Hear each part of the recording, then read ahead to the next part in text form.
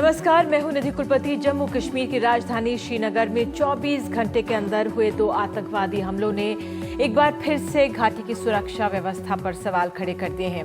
करीब 3 साल बाद घाटी में इस तरह के आतंकवादी हमले देखने में आए, जिनमें ये सवाल खड़े हो रहे हैं कि क्या जम्मू कश्मीर में पीडीपी और बीजेपी की गठबंधन सरकार का विरोधाभास घाटी में आतंकवाद पर काबू बनाए रखने में आड़े आ रहा है। पहला हमला सोमवार सुबह पुराने श्रीनगर रांदेबल इलाके में हुआ, जिसमें 2 पुलिस कर्मियों की मौत हो गई। हमले के बाद आतंकी वहां से भाग निकले।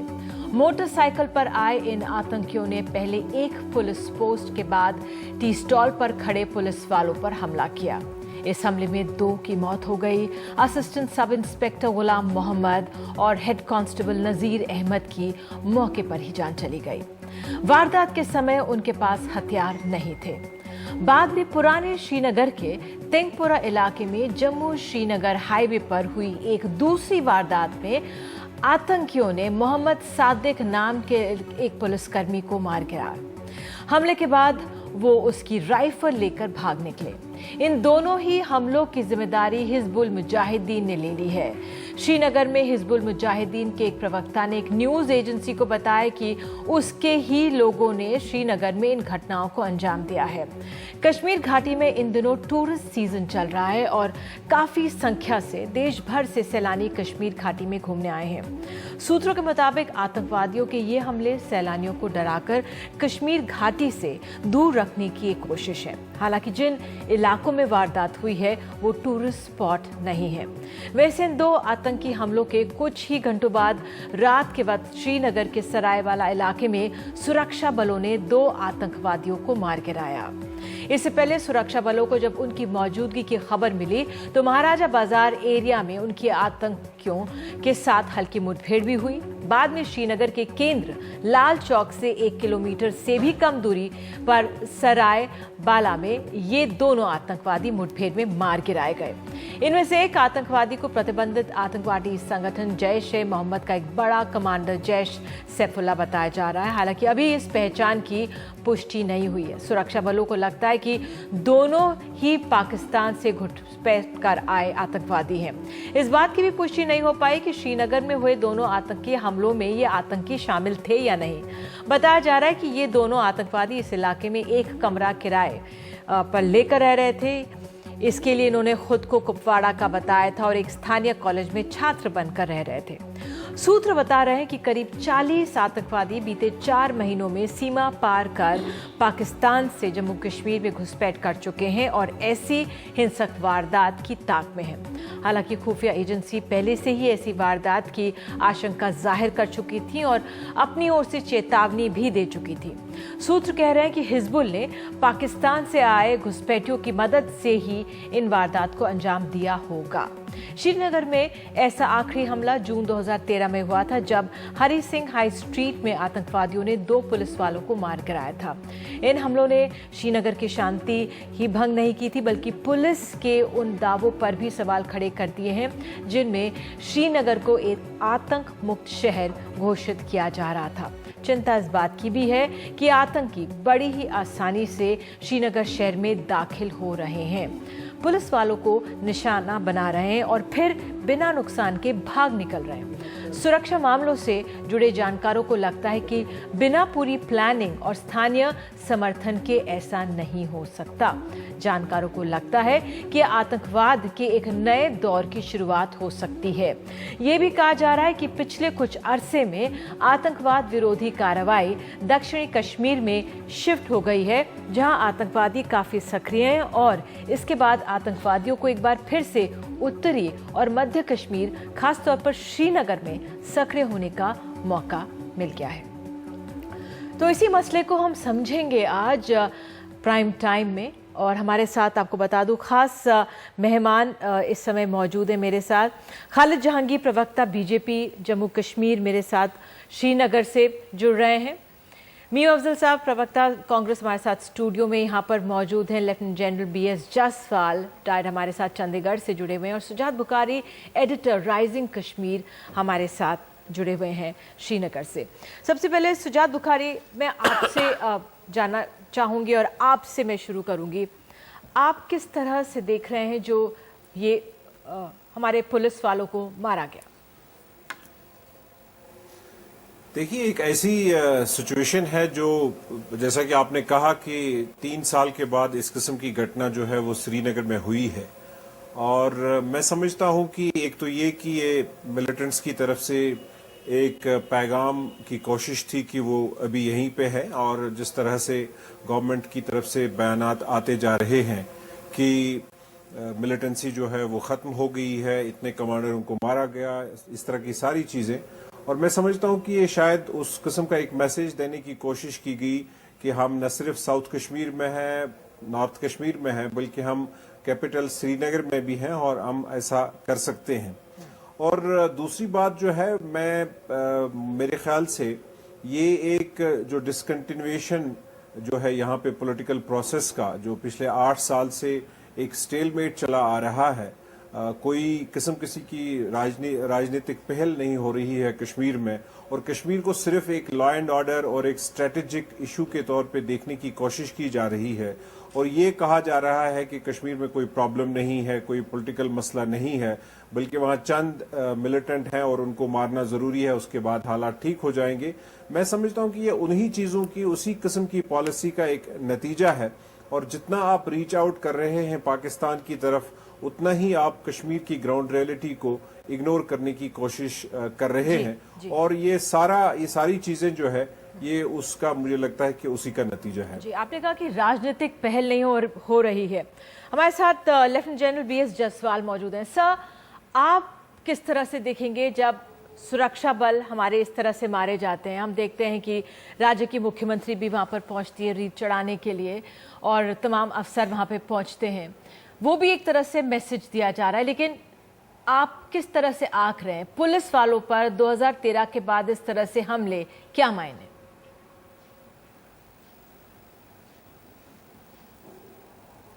बजाते खुद सबसे पहले जो हमारे जांबाज शहीद हुए हैं उनको मैं सल्यूट करता हूं।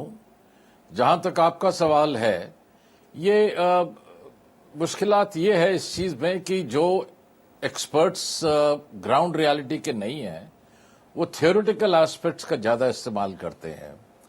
जब वैली के अंदर हमें पता है, चाहे वह नॉर्थ में है चाहे साउथ में है, सक्रिय हैं, टेररिस्ट एक कैपेबिलिटी रिटेन करते वो कहीं भी स्ट्राइक कर सकते हैं। दूसरा, पाकिस्तान ये हमेशा चाहेगा कि हर इलाके में कोई ना कोई एक्टिविटी हो। 3 साल से ठीक है, वहां पे कोई एक्टिविटी नहीं हुई। आपके बड़े काबिल डीजीपी हैं, डीजीपी राजेंद्र साहब, उनको मैं खुद जानता हूं, बहुत ही काबिल अफसर है, उन्होंने कंट्रोल किया हुआ है वहां पे सिक्योरिटी फोर्सेस ने। लेकिन ये कहना कि साउथ कश्मीर के जो टेररिस्ट है वो वहां पे श्रीनगर में नहीं ऑपरेट करेंगे, ये गलत बात है।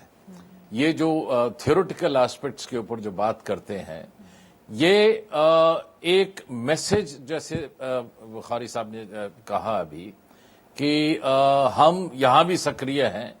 ये लाजमी है कि टेररिस्ट हर एक जगह जाके कुछ ना कुछ एक्टिविटी करे और बताए कि हाँ हम कर सकते हैं।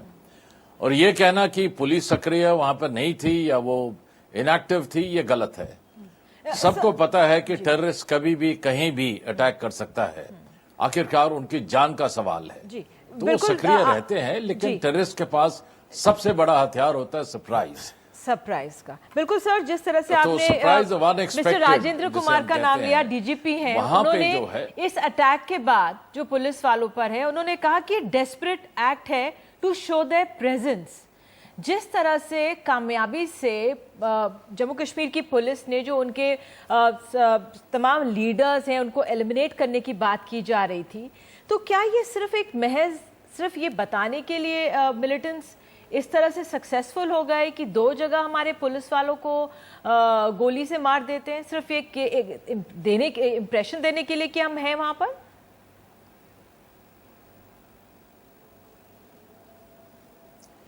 नहीं, देखिए एक और भी चीज है वहां पर। देखिए काफी ग्रुप्स वहां पर ऑपरेट कर रहे हैं जी। एक अल्फाज है टेररिज्म जो हम इस्तेमाल करते हैं, कॉम्पिटिटिव टेररिज्म।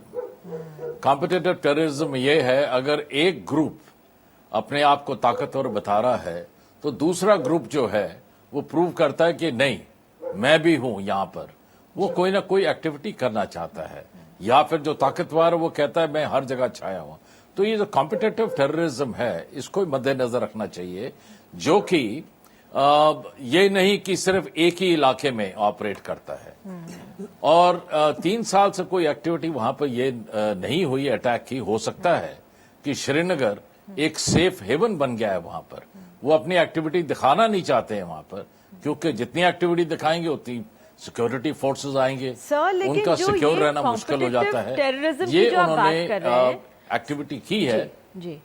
सर, जो आप कॉम्पिटिटिव टेररिज्म की बात करें तो पिछले अभी 3 सालों में जब तक ये अटैक्स नहीं हुए थे, उसको कंटेन करने में जम्मू कश्मीर की पुलिस, जो तमाम सिक्योरिटी फोर्सेस वहां पे लगी हुई हैं, वो सक्सेसफुल थी। अब जो ये इंसिडेंट हुआ है वो एक और सवाल सामने खड़े कर रहा है। ये नहीं कि हम कुछ जो वहां पे हमारे सुरक्षा तंत्र हैं वो कुछ कमजोर हुए होंगे, लेकिन क्या वहां पर जो एक तरह से बात की जा रही है, क्या एक बार फिर से अपराइजिंग हो सकती है? मायने ये कि क्या आवाजें एक बार फिर से बुलंद हो रही हैं, ये वो दिखा रहा है।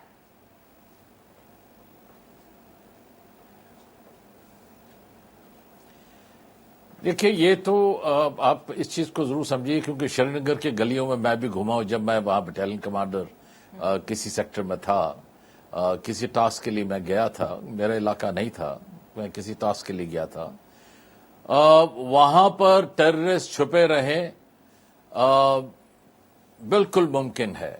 और पुलिस चाहे कितना भी जोर कर ले या लगा ले, वहां पे वो इंटेलिजेंस के जरिए कई बार नहीं पता लगा सकते हैं।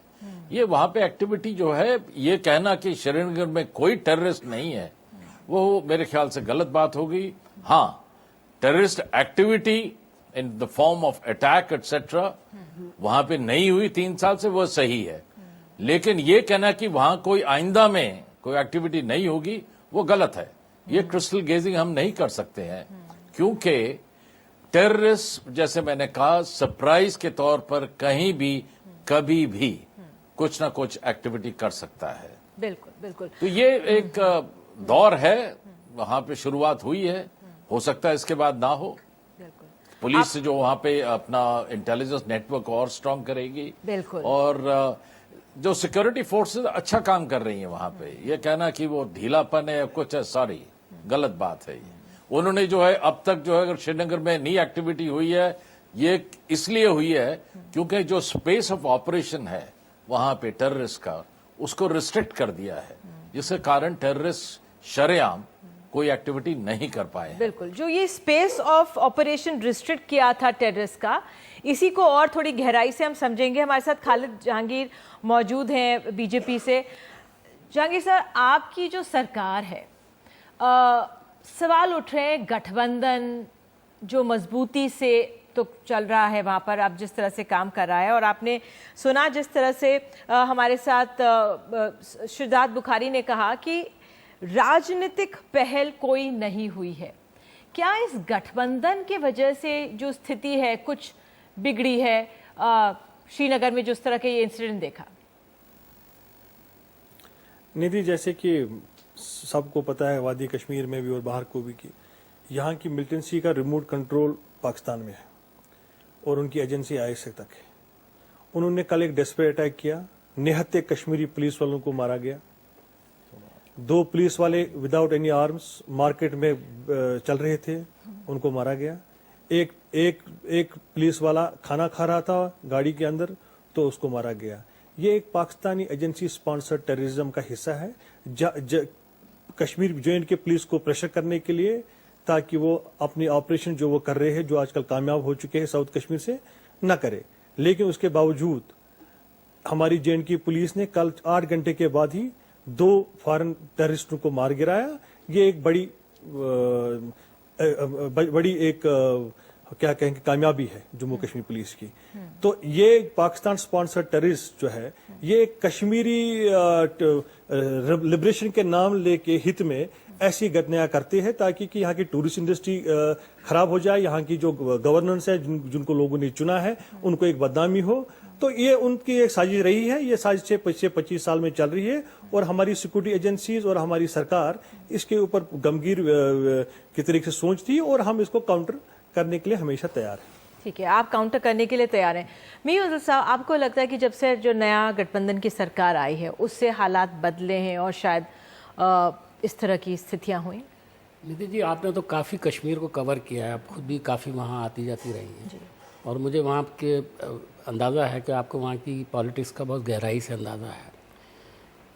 पिछले इलेक्शन में मैं कश्मीर में था, इंचार्ज था मैं वहाँ पर, और मैं 15 दिन वहाँ रहा हूँ। उस दौरान मैं कश्मीर के तकरीबन हर हिस्से में गया, वादी में भी, बाहर उसमें गांव देहातों में भी। पहली बार मैंने देखा जो सैलाब आया था, जो उसके बाद जो फ़ौज ने वहाँ जिस तरह काम किया और सरकार ने भी कोशिश की, जो कुछ भी अच्छी तरीके से काम करने की कोशिश की, उसके बाद मैंने ये महसूस किया कि कश्मीर में काफ़ी हालात बदल गए हैं। मैं ज़रा थोड़ी बात वो कर रहा हूँ जिस पर हमने अभी डिस्कस नहीं किया। वहाँ के माहौल में वाकई बहुत फ़र्क आया था और मैं जनरली जो मीटिंग्स में पहले भी गया हूँ कश्मीर में, तो मीटिंग में 10, 20, 50 लोग आया करते थे। इस बार जिस मीटिंग में भी जाते थे 700, 800, 1000, 2000, यहाँ तक कि 3-3, 4-4 हज़ार की गैदरिंग होती थी, औरतें बड़ी तादाद में होती थी। तो वो मुझे लिए ज़रा हैरत की बात थी और परसेंटेज ऑफ पोलिंग भी बहुत हाई हुआ था। तो कश्मीर में लोगों का ये जहन बदल रहा है कि हम लोग के अंदर जो लोग मिलिटेंसी की तरफ राग़िब हैं या वो कश्मीर में जो एक दूसरा एक माहौल कभी कभी क्रिएट करते हैं, उसको आम तौर पर मेरे ख्याल है एक्सेप्टेबिलिटी मिनली थोड़ी कम हो गई थी काफ़ी हद तक। बिल्कुल, उसका एक असर था जो पिछले 3 साल में आपने देखा कोई वाक़या नहीं हुआ। ये सरकार जो आई है ये तो खुद ही दोनों महसूस करते हैं, चाहे वो पीडीपी हो चाहे बीजेपी हो। वो कहते हैं कि ये हम लोगों की सरकार ज़रूर बनी है, लेकिन हम लोगों के अंदर जहनी हम-आहंगी नहीं है। उर्दू में हम-आहंगी कहते हैं, जो एक कोऑर्डिनेशन होना चाहिए, जो एक सोच होनी चाहिए, वो कंट्राडिक्टरी है। एक वो पार्टी है जो 370 को ख़त्म करने की बात करती है, कश्मीर को, और बहुत सारे इस तरह के नारे उसने दिए हैं माजी के अंदर। तो एक वहाँ पर इसका भी इनडायरेक्टली गुस्सा है कि पीडीपी के साथ ये लोग क्यों गए हैं या पीडीपी उनके साथ क्यों गई है। चूँकि हालात वहाँ पर जिस तरह के हैं, देखिए जिस तरह से वोटिंग हुई है, मैं बिल्कुल सफाई के साथ कहूँगा, जम्मू कश्मीर में एक तरह की वोटिंग हुई और वैली में दूसरी तरह की वोटिंग हुई। मोदी जी वैली में गए, मैं उस दिन था, वहाँ दिखाया गया, काफ़ी लोग वहाँ पहुँचे, लेकिन वो सब मैनेज किया गया था, लोग वैली में नहीं आए थे उनकी मीटिंग के अंदर। तो उसी वक्त अंदाज़ा हो गया था कि वैली के लोग कभी भी बीजेपी को एक्सेप्ट नहीं करेंगे। आज जो स्ट्राइक हो रहा है, हो सकता है पाकिस्तान का हाथ तो मैं मानता ही मानता हूँ कि ये हो ही नहीं सकता कि उनका हाथ ना हो, लेकिन इस वक्त जो आपने सवाल उठाया कि इस वक्त क्यों किया उन्होंने, मैं समझता हूँ कि वो ये मैसेज देना चाहते हैं। पहला मैसेज ये है कि नहीं, अभी हम जिंदा हैं और हम लोग बाकी हैं और हम इसी तरह स्ट्राइक करेंगे। दूसरा मैसेज उनका ये है कि ये सरकार हमारे लिए एक्सेप्टेबल नहीं है, यानी जनरली लोगों को मैसेज देना चाहते हैं। लेकिन चूंकि उन्होंने ये हरकत जो की है वो एक ऐसे सीजन में की है जिससे कश्मीर की रोजी रोटी जुड़ी हुई है, बिल्कुल, लोगों का पेट पालने की सारा साधन वहाँ है। अगर ये ज़रा सा भी आउटबस्ट हो जाए तो सारे टूरिस्ट वहाँ से निकल जाएंगे और शायद अब भी निकल रहे होंगे। तो ये एक ऐसी चीज़ की है जो उनके लिए नुकसानदेह है। कश्मीरी आवाम शायद इसको पसंद नहीं करेंगे। वहाँ की सरकार, एक बात आपने बहुत अहम बताई, शायद उन्होंने कहा कि पॉलिटिकल प्रोसेस जो है, जो कहना चाहिए कि एक राजनीतिक पहल जो है, मतलब पाकिस्तान से हम बात कर रहे हैं, कश्मीर में भी लोगों से बात करना चाहिए। हम लोग हमेशा कहते हैं हम उन लोगों से बात क्यों करें, ठीक है, जिन लोगों को, जो लोग भारत के साथ ही नहीं रहना चाहते हैं, हम वो लोग उन लोगों से बात क्यों नहीं करते हैं, पाकिस्तान के लोग जो रिप्रेजेंटेटिव हैं हमारे यहाँ, जो लोग इलेक्शन जीत कर आते हैं, 70% उन्होंने वोट डाला उनको। ये बात हम कहते हैं ज़रूर, लेकिन उसके बावजूद भी एक चैनल सरकार को हमेशा खोल के रखना चाहिए और कोशिश करना चाहिए कि जो डिसग्रंटल्ड ग्रुप हैं, जो नाराज़ ग्रुप हैं, उनसे कहीं ना कहीं किसी ना किसी स्टेज पर लोगों को साथ बात करने का कोई ना कोई कोशिश, कोई ना कोई रास्ता लेकिन सवाल ये भी तो उठता है कि जो मॉडरेट और जो हार्डलाइनर्स हैं, अब वो मिलकर, जो मैं तमाम चीज़ें पढ़ रही थी, वो मिलकर अब जो ये गठबंधन सरकार आई है उसका बिल्कुल विरोध करने के लिए पूरी स्ट्रैटेजाइज कर रहे हैं। और इनफैक्ट ये 3 बड़े लोगों की जो इनमें है मिस्टर गिलानी साहब, मीरवाइज उमर फारूक और इन सब की मुलाकात हो रही थी यासीन मलिक की जब ये अटैक पुलिस वालों पर हो रहे थे। बहरहाल इसको समझेंगे इस पहलू को। सुजात बुखारी, मैं आपसे समझना चाह रही हूँ कि जो वहाँ पर ये जो नई गठबंधन की सरकार है, क्या इसका खुद का जो विरोधाभास है उससे जो एक एलिनेशन की बात, हमेशा एक शब्द जुड़ जाता है कश्मीर से कि एलिनेशन की फीलिंग, क्या उस पर मरहम लगा कि या वो कुछ और उभर कर सामने आ गया, कुछ ऐसा है क्या? देखिए, मुझे नहीं लगता है कि मेरे नज़दीक सबसे पहले ये बात है कि जहां तक कश्मीर का ताल्लुक है, मैं समझता हूं कि कांग्रेस भी उसी डगर पे खड़ी है और बीजेपी भी उसी डगर पे खड़ी है। और अगर देखा जाए तो अगर मिलिटेंसी का जो नया फेज यहां शुरू हुआ, उसमें जो कंट्रीब्यूटरी फैक्टर है वो मैं समझता हूं अफजल गुर की फांसी के बाद वो शुरू हुआ, और उससे एक ऐसा मैसेज कश्मीर को गया कि हम कश्मीर में कुछ भी कर सकते हैं और आप हमारा कुछ नहीं बिगाड़ सकते हैं। और एक फैक्टर है वो, मैं नहीं समझता हूं कि वो सबसे बड़ा फैक्टर है, लेकिन एक फैक्टर रहा जो हमारे नए जो एजुकेटेड यूथ और खासतौर से साउथ कश्मीर के लोग जो है जो इसमें जुड़ गए और मिलिटेंसी की नई रैंक्स में आए। और आज जो कंपोजिशन है कश्मीर में मिलिटेंसी का, वो 70% जो है वो लोकल्स हैं और शायद 30% जो है वो फॉरेनर्स हैं। और ये पहले एक रिवर्सल ट्रेंड चल रहा था कि शायद 30% लोकल थे और पहले 70% जो है वो फॉरेनर्स थे। तो इसी तरह से जो आपने बात की कि बीजेपी और पीडीपी की सरकार जो है, इसमें शक नहीं कि वहां पे बीजेपी को 25 सीटें मिली और यहां 28 मिले। और अगर हम बात करें पॉलिटिक्स के एतबार से तो दोनों पार्टीज को मैंडेट है गवर्न करने का, लेकिन पिछले 15 महीने में जो पहले 10 महीने मुफ्ती साहब के थे और उसके बाद अब अभी 2-3 महीने से और ये सरकार चल रही है, दोनों पीडीपी और बीजेपी जो है ये इनमें एक तालमेल और कोऑर्डिनेशन और पॉलिटिक्स का जो इनका जबरदस्त, जिस तरह से मुफ्ती साहब खुद कह रहे थे कि नॉर्थ पोल और साउथ पोल का मिलन है, वही लग रहा है कि कोई खास हम आहंगी नहीं है। और अगर आप देखेंगे कि जितनी कंट्रोवर्सीज पिछले 15 महीनों में इन दो पार्टियों के बीच में हुई, चाहे वो आर्टिकल 370 को लेके, 35A को लेके, फ्लैग को लेके, बल्कि आज भी जो यहाँ की सरकार है वो मसाइल से जूझ रही है। आपने इशारा किया कि सेपरेटिस्ट जो हैं वो एक प्लेटफॉर्म पर काफी देर के बाद दोबारा एक साथ जुट गए हैं, जमा हो रहे हैं, और उन्होंने बल्कि 26 मई को एक ज्वाइंट कॉल भी दी है।